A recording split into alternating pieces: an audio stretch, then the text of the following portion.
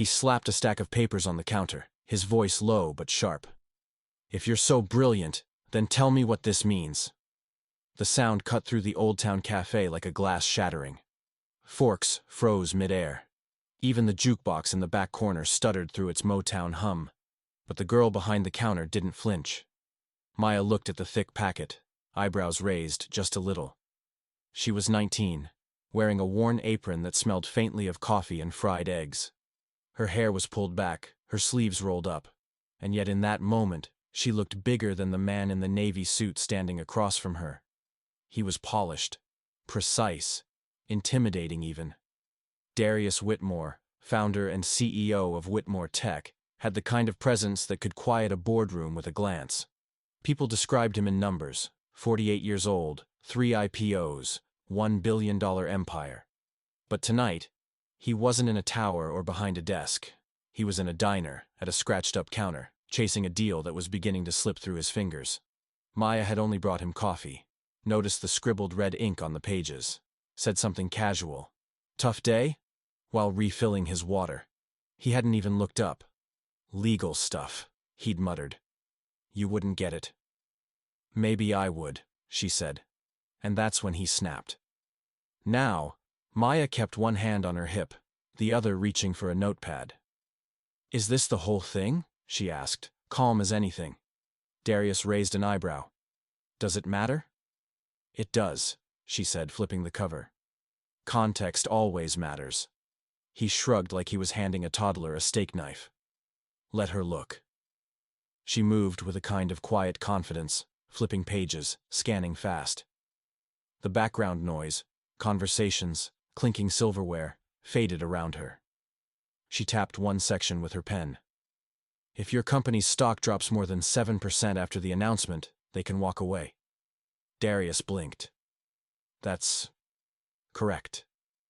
"And here," she said, pointing again. "It's vague about what counts as market disruption. They've left that open. Too open." He leaned in. "And the escrow?" she added, not waiting for his response. $400 million, locked down with no release structure. That's not security. That's leverage." Darius narrowed his eyes. "How do you know this?" "Used to read things like this," Maya said without looking up. "Pre-law at Emory. Had to drop out when my mom got sick." His face shifted just slightly. He was looking at her differently now.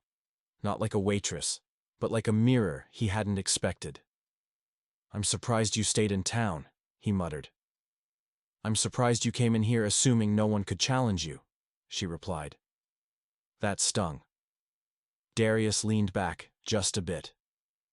For the first time in weeks, he wasn't thinking about market projections.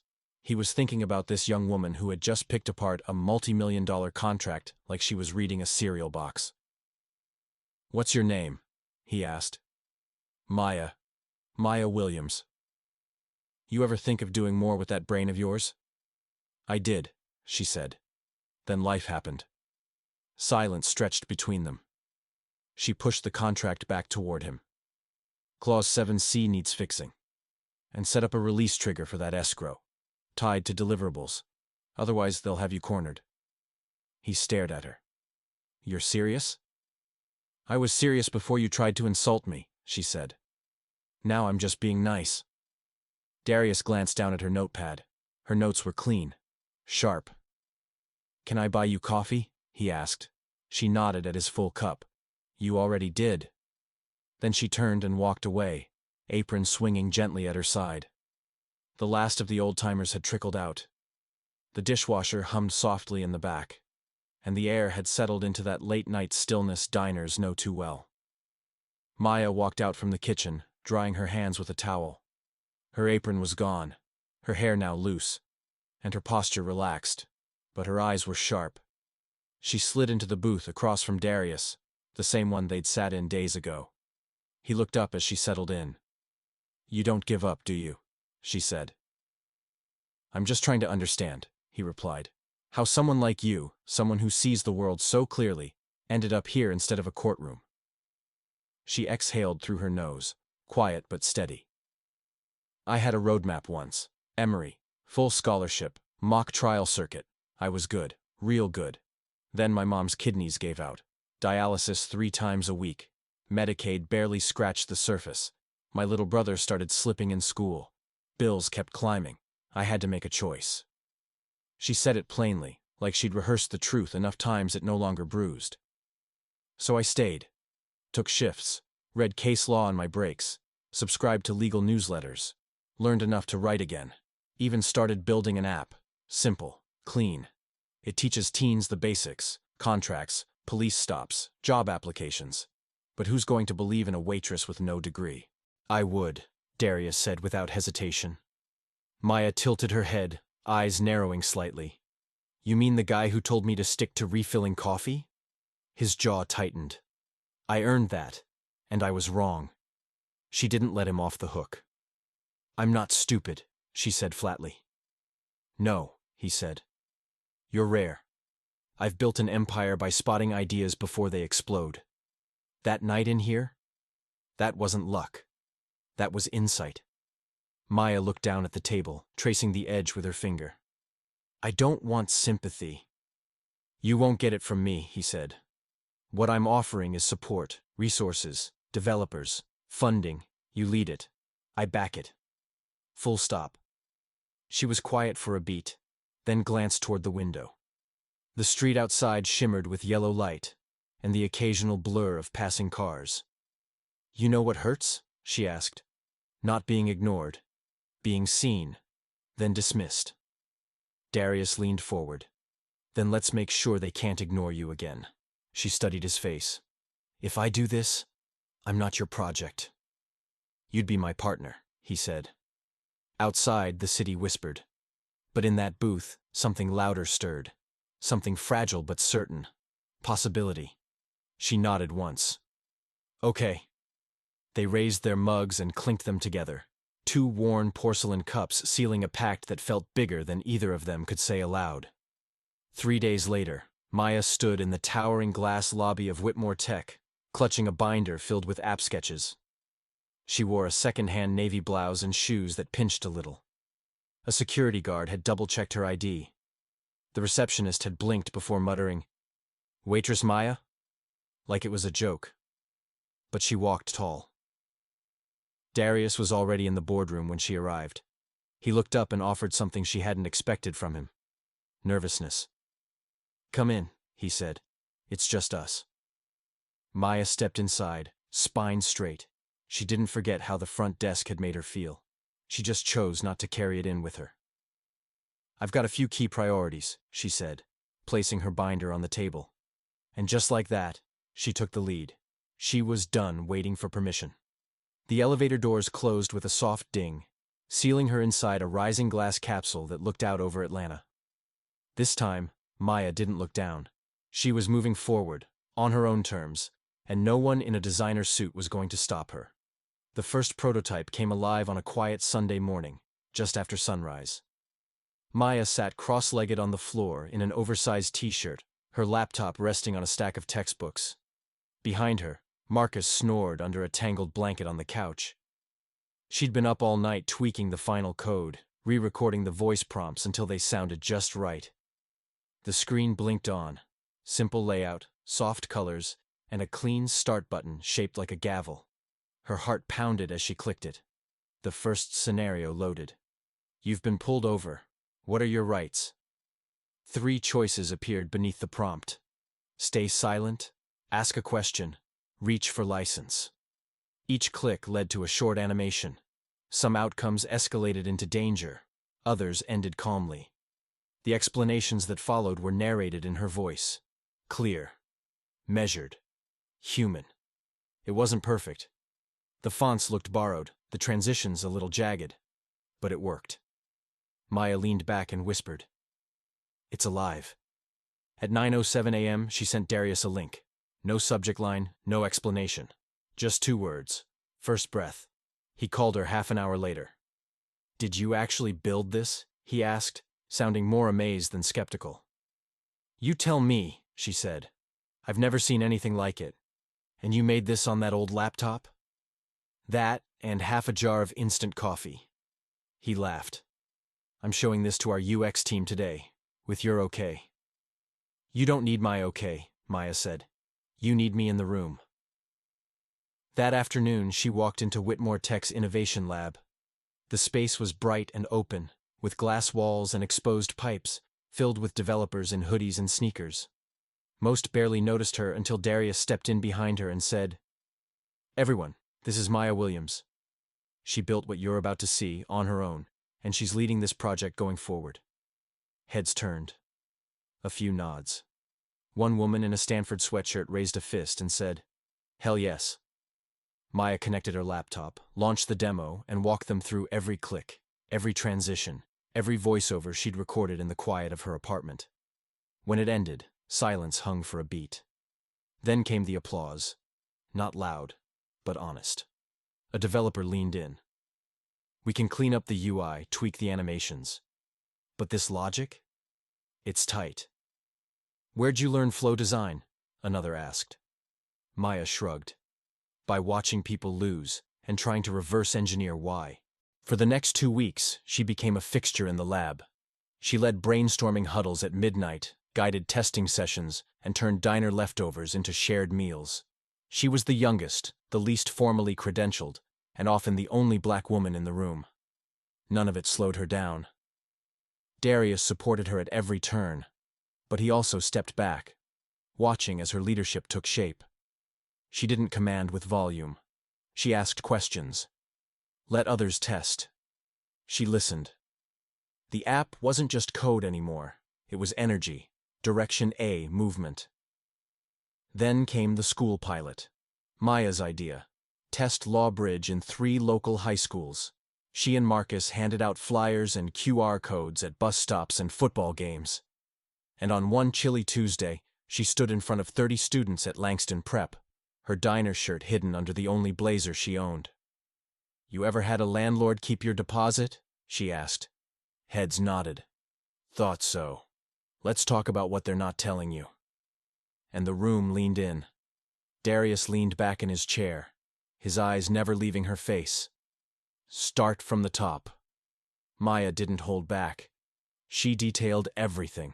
The deactivated badge, the team meeting she'd been locked out of, the sudden shift in how her school pilot was labeled as mere exploration. The language, the access, the timing, all of it. He rubbed his forehead. "Raymond's been with me since the beginning. He's cautious, but—" "He's not cautious," Maya said. "He's scared. Scared of someone like me. No degree, no title. Just the truth. And a better idea." Darius didn't argue. He just stared at her for a long, quiet beat, then finally nodded. "I'll handle it." "No," Maya said evenly. "Let me. I don't want favors. I want a fair shot." He hesitated. "Then what do you need?" She didn't blink. Back up. The next morning, Maya arrived early, donuts in hand. Glazed, powdered, apple fritters. She didn't say a word, just set them down on the table and plugged in her laptop. As the team filed in, she didn't wait. "I want to show you what Lawbridge really is," she began. "Not from a compliance angle, from a human one." She played a series of short videos. Real people. A teenager from Langston Prep explaining how the app helped his mom avoid eviction. A janitor who contested wage theft. A single mom who sidestepped a payday loan scam. Each clip brief but powerful. Each story grounded in dignity. When the screen went dark, the room was silent. Raymond entered midway through. He stayed near the back, arms crossed. Maya didn't acknowledge him. "This," she said, motioning to the projector, "is why I won't step aside. You don't drive change by staying comfortable. You move forward by embracing risk." Raymond stepped forward. "May I respond?" "No," she said firmly. "Not until I'm done." He froze. Seconds later, Darius walked in. He said nothing at first, just stood beside her. Then finally, to the room. "I've seen what she's building, and I've never been more convinced. This company was born from risk. If we abandon that now, we betray our roots." Raymond's eyes flicked between them. "Understood," he muttered. After the meeting, developers approached Maya. Quiet nods, a handshake. One whispered, "My cousin could use this." Tell me how to help. That night, under the orange halo of a city street lamp, Maya walked home with her hands deep in her coat pockets and her mind racing. Not with fear, but with resolve. This wasn't about winning a seat at the table. It was about rebuilding the table itself. At midnight, she sat at the kitchen table, surrounded by the hum of the fridge and the soft creak of old floorboards. Her mom was asleep in the next room. Marcus, headphones on, was scribbling through geometry problems on the living room floor. Maya stared at a printed copy of the Whitmore-Kessler merger agreement. Her eyes burned, not from tears, but from reading the same section for the 5th time. And then, a word jumped out at her, one she hadn't noticed before. Temporary. In a clause buried under contingency triggers, it read, "If market value dips temporarily beyond 7%, Kessler may exit the agreement without penalty." She frowned. That one word, temporary, changed everything. "Marcus," she whispered, tugging gently at his headphone. He groaned. "I'm not even passing English, Maya." She smiled faintly. "It means they could drop Whitmore's stock with a rumor, then walk away. No cost." He blinked. "That's messed up." "Yeah," she said quietly. "It is." And by morning, she was ready to burn the whole thing wide open. Maya stared at the folder Darius placed in front of her. "What's this?" she asked, wary. "Your appointment," he replied. "Director of Legal Innovation. Effective immediately. Salary. Benefits. Everything." She opened it slowly, eyes catching on the official letterhead. "I thought you said I didn't need a title." "You don't," he said, voice steady. "But they do. And next time someone tries to erase you, they'll have to go through this."